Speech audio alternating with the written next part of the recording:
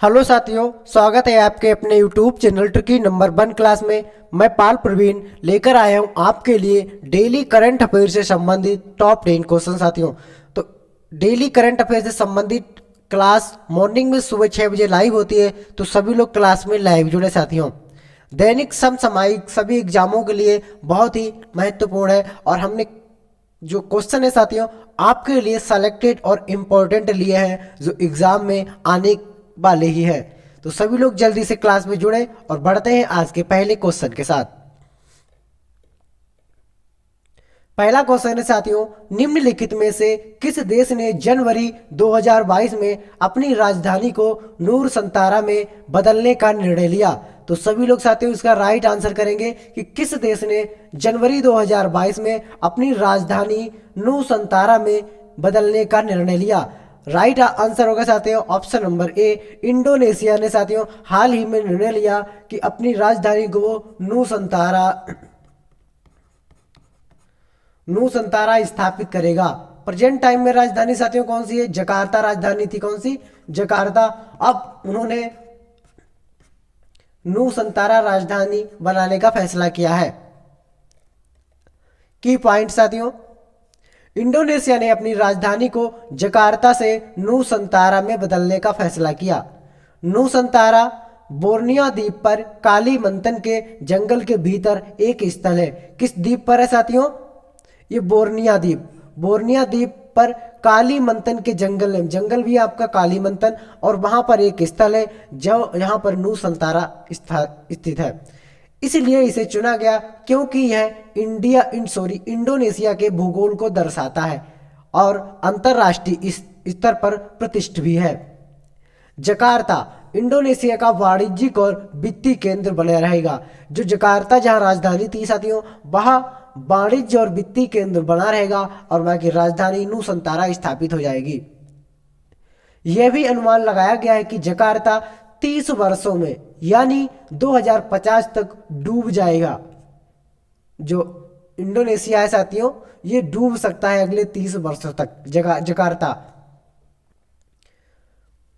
Bharat G20 Troikaa में शामिल हो गया और G20 के एजेंडे की निरंतरता और सतत सुनिश्चित करने के लिए इंडोनेशिया और इटली के साथ मिलकर काम करेगा। भारत इंडोनेशिया समन्वित गश्ती का 37वां संस्करण 23-24 नवंबर 2021 तक हिंद महासागर क्षेत्र में आयोजित किया गया था। जापान के कैंटो मोटा ने 2021 Indonesia smart super 750 badminton tournament में पुरुष एकल का खिताब जीता है। राजधानी साथियों पहले जकार्ता थी, अब नूसंतारा स्थापित हो गई है। इंडोनेशिया की मुद्रा इंडोनेशियाई रुपया वहां की मुद्रा है, इंडोनेशियाई रुपया। बढ़ते साथियों आगे। क्वेश्चन नंबर 2 है, जनवरी 2022 में भारत और डैश है साथियों ने मौजूदा विज्ञान और प्रौद्योगिक सहयोग को 3 और वर्षों के लिए बढ़ा दिया है। तो भारत और किस देश ने मिलकर मौजूदा विज्ञान और प्रौद्योगिक सहयोग को 3 वर्षों के लिए बढ़ाया है साथियों? राइट आंसर होगा ऑप्शन नंबर ए, भारत और श्रीलंका ने मिलकर मौजूदा विज्ञान और प्रौद्योगिक सहयोग को 3 वर्षों के लिए आगे बढ़ा दिया है। की पॉइंट है साथियों, भारत और श्रीलंका ने मौजूद विज्ञान और प्रौद्योगिकी सहयोग को 3 और वर्षों के लिए आगे बढ़ा दिया है। अपशिष्ट जल प्रौद्योगिक, सतत कृषि, एरोस्पेस इंजीनियरिंग, रोबोटिक और आर्टिफिशियल इंटेलिजेंस जैसे नए क्षेत्रों पर ध्यान केंद्रित किया जाएगा। 20 जनवरी 2022 को भारत और श्रीलंका के बीच विज्ञान और प्रौद्योगिक सहयोग की 5वीं संयुक्त समिति की बैठक के दौरान यह निर्णय लिया गया। कब हुई थी बैठक? 20 जनवरी 2022 को बैठक हुई और उसमें ही निर्णय लिया गया। भारत ने श्रीलंका को अपने घटते विदेशी भंडार के निर्माण और खाद्य आयात के लिए 900 मिलियन अमेरिकी डॉलर के ऋण की वित्तीय सहायता की घोषणा की है। भारत ने दुबई में बारिश से बाधित एक दिवसीय अंतर्राष्ट्रीय फाइनल में श्रीलंका को 9 विकेट से हराकर अंडर 19 एशिया विकेट कप पर कब्जा कर लिया। श्रीलंका के पहले टेस्ट कप्तान बांडुला वर्णपुरा का अक्टूबर 2021 में एक अल्पकालिक बीमारी के बाद निधन हो गया। मालदीव भारत और श्रीलंका के द्विवार्षिक त्रिपक्षीय अभ्यास दोस्ती का 15वां संस्करण मालदीव में 20 से 24 नवंबर 2021 तक आयोजित किया गया था। श्रीलंका की साथियों राजधानी श्री जयवर्धनेपुरम इसकी राजधानी हो जाएगी। मुद्रा श्रीलंकाई रुपया और यहाँ के प्रधानमंत्री महिंद्रा राजपक्षे और श्रीलंका के राष्ट्रपति हो जाएंगे गोतबया राजपक्षे। बढ़ते साथियों आगे, क्वेश्चन नंबर 3 है, निम्नलिखित में किसे यूनिटी स्मॉल फाइनेंस बैंक के स्वतंत्र अध्यक्ष के रूप में नियुक्त किया गया है? ऑप्शन है कि विक्रम देवदत्त, नरेंद्र कुमार, इत्रा डेविस, विनोद राय। तो साथियों इसका राइट आंसर होगा विनोद राय को चुना गया है। किसके? यूनिटी स्मॉल फाइनेंस बैंक के स्वतंत्र अध्यक्ष के रूप में विनोद राय को नियुक्त किया गया। की पॉइंट, भारतीय रिजर्व बैंक ने विनोद राय को यूनिटी स्मॉल फाइनेंस बैंक का स्वतंत्र अध्यक्ष नियुक्त किया है। वह पूर्व नियंत्रक और महालेखा परीक्षक कैग के प्रमुख भी रहे। किसके? कैग महालेखा परीक्षक के प्रमुख रहे हैं। बैंक ने आरबीआई के दिग्गज संदीप घोष और तत्कालीन सिंडिकेट बैंक के पूर्व अध्यक्ष और प्रबंध निदेशक बसंत सेठ और आरबीएल के पूर्व अध्यक्ष सुभाष कुट्टे को भी अपने बोर्ड में नियुक्त किया है। नरेंद्र कुमार गोयनका को परिधान निर्यात संवर्धन परिषद एपेक का नया अध्यक्ष नियुक्त किया गया है। नरेंद्र कुमार गोयनका को साथियों एपेक का नया अध्यक्ष नियुक्त किया गया है अभी हाल ही में। भारतीय रिजर्व बैंक ने एक कार्यकाल के लिए उज्जीवन स्मॉल फाइनेंस बैंक के प्रबंध निदेशक और मुख्य कार्यकारी अधिकारी एमडी एंड सीईओ के रूप में इत्रा डेविस की नियुक्ति को मंजूरी दी है। आरबीआई के 25वें गवर्नर हो जाएंगे साथियों आपके शशिकांत दास, मुख्यालय मुंबई में, और आरबीआई की स्थापना 1 अप्रैल 1935 को हुई थी। कहाँ हुई थी स्थापना इसकी? कोलकाता में स्थापना हुई थी। क्वेश्चन नंबर 4 है साथियों, India rating and research report के अनुसार वित्तीय वर्ष 2022-23 में भारत की अनुमानित जीडीपी क्या है? तो साथियों ऑप्शन है आपके 8.6%, 8.6%, 5.6% और 7.6% और 12.6%।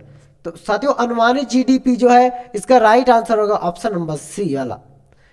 7.6% अनुमानित जीडीपी आंकी गई है 2022 और 23 के आंकड़े के अनुसार। की पॉइंट साथियों, इंडिया रेटिंग एंड रिसर्च को उम्मीद है कि वित्तीय वर्ष 22-23 में भारत का वास्तविक सकल घरेलू उत्पाद 7.6% बढ़ेगा। भारतीय अर्थव्यवस्था एक सार्थक विस्तार दिखाएगी क्योंकि वित्तीय वर्ष 2023 में वास्तविक सकल घरेलू उत्पाद वित्तीय वर्ष 2020 के सकल घरेलू उत्पाद के स्तर से 9.1% अधिक होगा। इसके द्वारा वित्तीय वर्ष 2023 में सकल नियत पूंजी निर्माण द्वारा मापे गए निवेश में 7.8% सालाना की बढ़त अनुमानित है। वित्तीय वर्ष 2023 में व्यापारिक निर्यात सालाना 18.3% बढ़ने की उम्मीद है। 2023 तक व्यापार जो निर्यात है व्यापारिक निर्यात 18.3% बढ़ने की अनुमति है। विश्व बैंक के अनुसार 3 वित्तीय वर्षों में भारत के लिए सकल घरेलू उत्पाद की वृद्धि पिछले 3 वर्ष के वित्तीय अनुपात दिए हैं। 21-22 का साथियों 8.3%, 22-23 का 7.8% रहेगा और 23-24 का 6.5% रहने की अनुमान किया गया है। क्वेश्चन नंबर 5 है, निम्नलिखित में से किस देश ने जनवरी 2022 में पृथ्वी के वायुमंडल से बाहर बैलिस्टिक मिसाइलों को रोकने के लिए एरो वेपन सिस्टम का सफल उड़ान परीक्षण किया है। तो क्वेश्चन नंबर 5 का साथियों राइट आंसर होगा इजराइल और अमेरिका ने वायुमंडल के बाहर बैलिस्टिक मिसाइलों को रोकने के लिए एरो वेपन सिस्टम का सफल परीक्षण किया है। इजराइल और अमेरिका ने 18 जनवरी 2022 को एरो वेपन सिस्टम AWS और एरो 3 इंटरसेप्टर का सफल उड़ान परीक्षण किया है। इसे पृथ्वी के वायुमंडल के बाहर बैलिस्टिक मिसाइलों को रोकने के लिए डिजाइन किया गया है। यह परीक्षण इजराइल मिसाइल रक्षा संगठन द्वारा अमेरिकी मिसाइल रक्षा एजेंसी और इजरायली रक्षा बलों के साथ मिलकर किया गया था। ब्रह्मोस का 20 जनवरी 2022 को ओडिशा के तट पर एकीकृत परीक्षण रेंज चांदीपुर से सफलतापूर्वक परीक्षण किया गया था। रक्षा मंत्री राजनाथ सिंह ने पूर्व सैनिकों और उनके आश्रितों की पेंशन संबंधित शिकायतों को हल करने के लिए एक ऑनलाइन रक्षा पेंशन शिकायत निवारण पोर्टल की स्थापना की है। ऑनलाइन रक्षा पेंशन शिकायत पोर्टल की स्थापना की है। रक्षा अनुसंधान और विकास संगठन ने man portable anti tank guided missile का सफलतापूर्वक परीक्षण किया है। सैन्य अभ्यास जो साथियों देशों के बीच हुए इंपॉर्टेंट है। अल नागाह ये जो सैन्य अभ्यास हुआ है भारत और ओमान के बीच हुआ है। कौन सा? अल नागाह। रेड फ्लैग भारत और अमेरिका के बीच हुआ है साथियों। नसीम अल बहर भारत और ओमान के बीच हुआ है। इकुबरिन ये युद्धाभ्यास भारत और मालदीव के बीच हुआ है। गरुड़ शक्ति भारत और इंडोनेशिया के बीच हुआ है। डिजिटल वॉरियर भारत और मिस्र के बीच हुआ है। डिजिटल वॉरियर साथियों ये साथियों इंपॉर्टेंट है तो सभी लोग इसको नोट करें। क्वेश्चन नंबर 6 है साथियों जनवरी 2022 में मेघालय कैबिनेट ने मेघालय असम सीमा मुद्दे को हल करने के लिए कितने क्षेत्रीय समितियों की सिफारिश को मंजूरी दी है? क्वेश्चन नंबर 6 इसका राइट आंसर होगा ऑप्शन नंबर बी 3 क्षेत्रीय समितियों को सिफारिश दी गई है। मेघालय कैबिनेट ने मेघालय असम सीमा मुद्दे को हल करने के लिए 3 क्षेत्रीय समिति अर्थात पश्चिम खासी हिल्स, रिभोई पूरब और पश्चिम जैंतिया हिल्स की सिफारिशों को मंजूरी दे दी है। मतभेदों के 6 क्षेत्रों में तारा बराबरी, जिंगजाग, हकीम, बोकलापाड़, खानापाड़, पिलिंकाटा और रातचेरा की वर्तमान स्थिति की जांच करने के लिए समितियों का गठन किया गया है। लोकसभा सीटों की बात करते साथियों तो यहाँ लोकसभा की सीटें 2 हो जाएंगी। राज्यसभा की सीट साथियों 1 और राजकीय पशु की बात करते हैं तो धूमिल तेंदुआ यहाँ का राजकीय पशु हो जाएगा। राजकीय 25 सामान्य पहाड़ी मेमना और राष्ट्रीय उद्यान बलफरकम यहाँ का राष्ट्रीय उद्यान पार्क हो जाएगा। बलफरकम नोकरेक रिज राष्ट्रीय उद्यान हो जाएगा। कौन सा? नोकरेक रिज राष्ट्रीय उद्यान। क्वेश्चन नंबर 7 है साथियों 21 जनवरी 2022 को निम्नलिखित में से किस राज्य का 50वां स्थापना दिवस मनाया गया? ऑप्शन है आपके त्रिपुरा, मेघालय और असम, त्रिपुरा, नागालैंड और असम, मेघालय, नागालैंड और असम, त्रिपुरा, मेघालय और मणिपुर। साथियों राइट आंसर होगा option number D Tripura, Meghalaya और मणिपुर का 21 जनवरी 2022 को स्थापना दिवस मनाया गया है और ये स्थापना दिवस का होता था 50वें नंबर का था।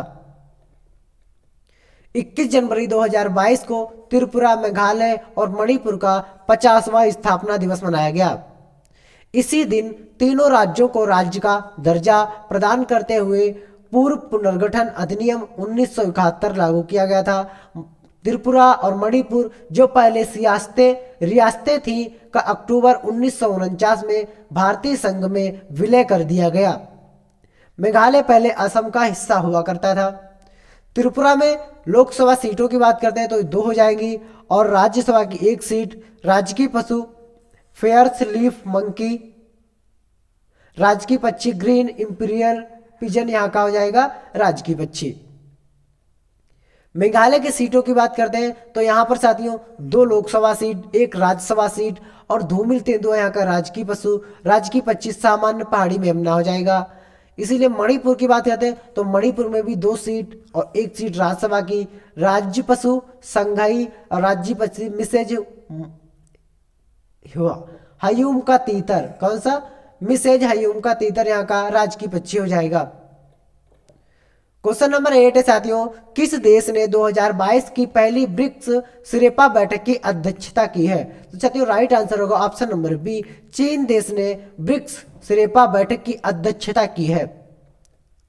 की पॉइंट साथियों, 2022 की पहली ब्रिक्स सिरेपा बैठक को आभासी रूप से 18-19 जनवरी 2022 को आयोजित किया गया था। चीन ने 2022 में ब्रिक्स की घूर्णन अध्यक्षता संभाली। बैठक के दौरान इस वर्ष में होने वाले कार्यक्रम और प्राथमिकताओं पर चर्चा की गई। ब्रिक्स 5 प्रमुख उभरती अर्थव्यवस्थाओं ब्राजील, रूस, भारत, चीन और दक्षिण अफ्रीका का एक समूह है। ब्रिक्स 5 देशों का समूह है। कितने साथियों? 5 देशों का समूह है और स्थापना के समय साथियों ये 4 देशों का समूह था। 2009 के बाद ब्रिक्स से देशों की सरकारें औपचारिक शिखर सम्मेलन में सालाना मिलती रही। भारत ने 9 दिसंबर 2021 को आभासी रूप से सबसे हालिया 13वें ब्रिक्स शिखर सम्मेलन की मेजबानी की। मूल रूप से पहले 4 देशों को 2010 में दक्षिण अफ्रीका को भी शामिल होने से पहले ब्रिक्स के रूप में वर्गीकृत किया गया था और 2010 में दक्षिण अफ्रीका भी इसमें शामिल हुआ। क्वेश्चन नंबर 9 है साथियों, India business spend indicator report 2022 के अनुसार भारत में बिजनेस टू बिजनेस यानी B2B खर्च में अपेक्षित प्रतिशत वृद्धि क्या है? तो क्वेश्चन नंबर 9 का साथियों राइट आंसर होगा जो अपेक्षित प्रतिशत वृद्धि है साथियों वह आपकी हो जाएगी 10.3%। V2B यानी साथियों बिजनेस टू बिजनेस। बढ़ते हैं साथियों इसके आगे की पॉइंट है, इंडिया बिजनेस स्पेंड इंडेक्टर की रिपोर्ट के मुताबिक भारत में बिजनेस टू बिजनेस यानी B2B खर्च 2022 में 10.3% बढ़ने की उम्मीद है। रिपोर्ट जनवरी 2022 में centre for business and economic research के साथ साझेदारी में अमेरिकन एक्सप्रेस और इन्वेस्ट इंडिया द्वारा लॉन्च की गई थी। IBSI की रिपोर्ट 500 से अधिक छोटी, माध्यम और बड़ी कंपनियों के सर्वेक्षण पर आधारित है। क्वेश्चन नंबर 10 है साथियों, निम्नलिखित में से किस मंत्री ने 20 जनवरी 2022 को वीरता पुरस्कार पोर्टल द्वारा आयोजित एक इंटरएक्टिव वर्चुअल संग्रह का उद्घाटन किया है? वर्चुअल संग्रहालय का उद्घाटन किया है? तो साथियों राइट आंसर होगा अजय भट्ट के द्वारा वर्चुअल संग्रह का उद्घाटन किया गया है। की पॉइंट है साथियों, रक्षा राज्य मंत्री अजय भट्ट ने 20 जनवरी 2022 को वीरता पुरस्कार पोर्टल द्वारा आयोजित एक इंटरएक्टिव वर्चुअल संग्रहालय का उद्घाटन किया है। इसे रक्षा मंत्रालय, society of Indian defence manufacture, electronic और सूचना प्रौद्योगिकी मंत्रालय और Bhaskaracharya national institute for space application and geoinformatics द्वारा संयुक्त रूप से विकसित किया गया है। भूतपूर्व सैनिक कल्याण विभाग ने सशस्त्र सेना झंडा दिवस कोष के लिए 320 करोड़ रुपए आवंटित किए हैं।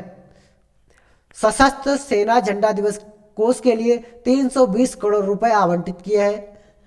रक्षा मंत्रालय ने सशस्त्र बल वयोवृद्धि दिवस पर पूर्व सैनिकों के कल्याण के लिए 3 नई सफल पहल शुरू की है। 3 नई पहल शुरू की है साथियों।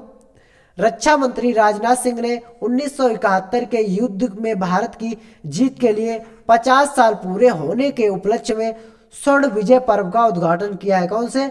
स्वर्णिमा विजय पर्व का उद्घाटन किया गया है और किसके द्वारा? रक्षा मंत्री राजनाथ सिंह के द्वारा इस पर्व को उद्घाटन किया गया है। तमिलनाडु के कुन्नूर के पास एक हेलीकॉप्टर दुर्घटना में chief of defence CDS general Bipin Rawat का निधन हो गया।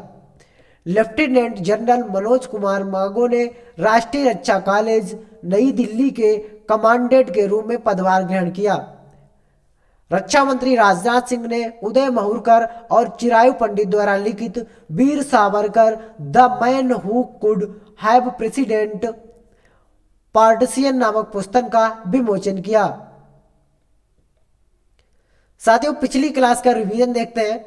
हाल ही में एनडीआरएफ ने कब अपना 17वां स्थापना दिवस मनाया है? तो साथियों उत्तर होगा 19 जनवरी को इसने एनडीआरएफ ने अपना स्थापना दिवस मनाया है। हाल ही में 2022 में राष्ट्रीय स्टार्टअप दिवस कब मनाया गया? 16 जनवरी को राष्ट्रीय स्टार्टअप दिवस के रूप में मनाया गया। 16 जनवरी को। हाल ही में किसके द्वारा FIFA पुरुष खिलाड़ी का यानी फीफा खिताब पुरुष खिलाड़ी का खिताब जीता गया? ये रॉबर्ट लोबाडोस्की के द्वारा ये खिताब जीता गया।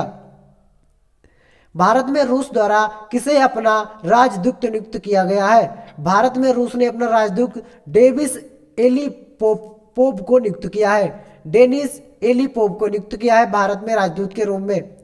हाल ही में नारायण देवनाथ का निधन हुआ, वे कौन थे? वो साथियों एक लेखक थे। हाल ही में किसे श्रम मंत्रालय के अपर सचिव के रूप में नियुक्त किया गया? शशांक गोयल को साथियों श्रम मंत्रालय के सचिव के रूप में नियुक्त किया गया। हाल ही में किस देश के वैज्ञानिक के द्वारा धरती पर कृत्रिम चंद्रमा बनाया गया? ये साथियों चीन देश के द्वारा धरती पर कृत्रिम चंद्रमा बनाया गया। हाल ही में ILO की रिपोर्ट के अनुसार साल 2022 में वैश्विक बेरोजगारी कितने मिलियन तक पहुंच जाएगी? 207 मिलियन तक ये विश्व बेरोजगारी साथियों पहुंच जाएगी। हाल ही में उत्तर प्रदेश में 100 मेगावाट की सौर परियोजना किसके द्वारा शुरू की गई? ये साथियों राइट आंसर होगा आपका टाटा पावर रिन्यूएबल एनर्जी द्वारा 100 मेगावाट की सौर परियोजना शुरू की गई। हरियाणा सरकार द्वारा किसे राज्य महिला आयोग का अध्यक्ष चुना गया? तो रेणु भाटिया को साथियों अध्यक्ष चुना गया। रेणु भाटिया को राज्य महिला आयोग का अध्यक्ष नियुक्त किया गया। हाल ही में हरियाणा के मुख्यमंत्री द्वारा किस वेब पोर्टल को लॉन्च किया गया? हरियाणा कौशल रोजगार निगम, इस वेब पोर्टल को हाल ही में हरियाणा के मुख्यमंत्री के द्वारा लॉन्च किया गया।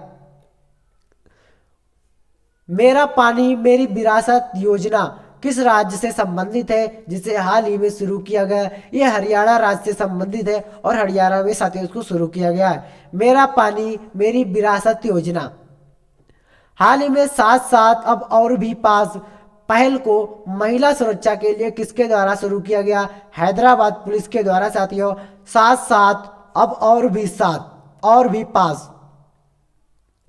हाल ही में किस देश के पूर्व प्रधानमंत्री तोशिकी कैफू का निधन हो गया साथियों? तो वो हो जाएगा साथियों ऑप्शन नंबर जापान, इसका राइट आंसर होगा जापान देश के साथियों पूर्व प्रधानमंत्री तोशिकी कैफू का निधन हो गया है। हाल ही में अपेक के नए अध्यक्ष के रूप में किसको चुना गया? नरेंद्र कुमार गोयनका को अपेक के नए अध्यक्ष के रूप में चुना गया। हाल ही में ओपन रॉक संग्रहालय कहाँ शुरू हुआ? यह हैदराबाद में साथियों ओपन रॉक संग्रहालय शुरू हुआ है। किस देश ने भारत से ब्रह्मोस क्रूज मिसाइल खरीदने की घोषणा की है? ये साथियों फिलीपींस देश ने भारत से ब्रह्मोस क्रूज मिसाइल खरीदने की घोषणा की है।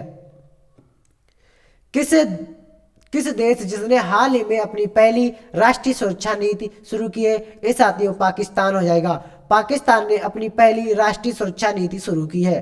हाल ही में किस राज्य का गांव भारत का पहला सैनिटरी नैपकिन गांव मुक्त बना है? केरल का कुबलांगी गांव साथियों। केरल का कौन सा गांव है? कुबलांगी गांव सैनिटरी नैपकिन मुक्त हुआ है। किस राज्य सरकार द्वारा नई नर्सिंग नीति को मंजूरी दी गई? यह हरियाणा राज्य के द्वारा नई नर्सिंग नीति को मंजूरी दी गई है साथियों। साथियों आपको हमारी क्लास कैसी लगी कमेंट करके हमको साथियों जरूर बताएं। हमारे यूट्यूब चैनल को साथियों सब्सक्राइब करें ट्रिकी नंबर 1 क्लास पे, और टेलीग्राम से जुड़ने के लिए ट्रिकी नंबर 1 क्लासेस को सब्सक्राइब करें साथियों। तो साथियों आपको हमारी क्लास कैसी लगी कमेंट करके हमको ज़रूर बताएं साथियों। मिलते हैं तब नेक्स्ट वीडियो, तब तक के लिए जय हिंद जय भारत।